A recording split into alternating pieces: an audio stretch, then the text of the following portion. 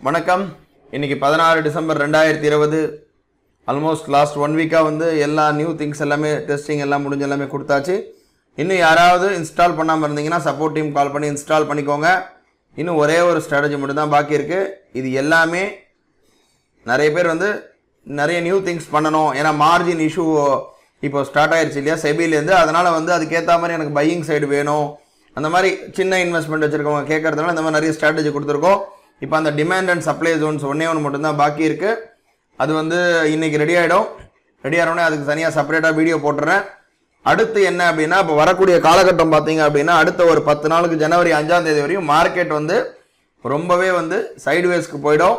ஒரு 20 point 30 point 50 பாயிண்ட்டுக்குள்ளே தான் இருக்கும். பேங்க் நிஃப்டி அந்த அளவுக்கு மூவ்மெண்ட்டுக்கு போகிறதுக்குள்ள வாய்ப்புகள் இருக்குது. ஏன்னா இது ஒரு வருஷமும் நடக்கக்கூடிய ஒரு ரொட்டீன் ப்ராசஸ் தான்.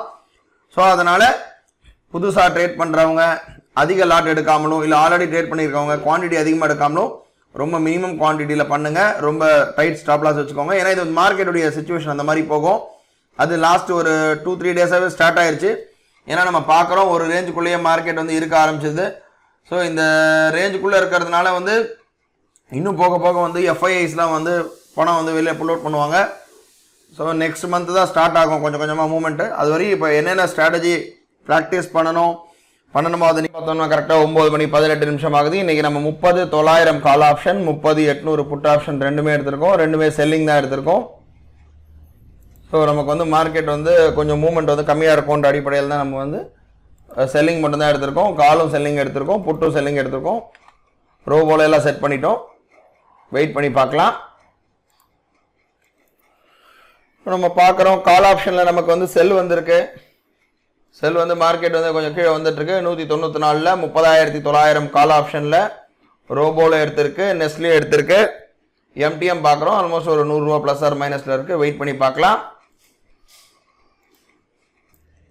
கால் ஆப்ஷன் ஸ்டாப் லாஸ் ஹிட் ஆயிடுச்சு, ரோபோவில் ஹிட் ஆயிருக்கு, நெஸ்லையும் பார்க்குறோம், நெஸ்லையும் ஹிட் ஆயிருக்கு. வெயிட் பண்ணி பார்க்கலாம். டைம் கரெக்டாக 10 மணி 9 நிமிஷம் ஆகுது. இப்போ வந்து 30,800 புட்டுலையும் திரும்ப செல் வந்திருக்கு.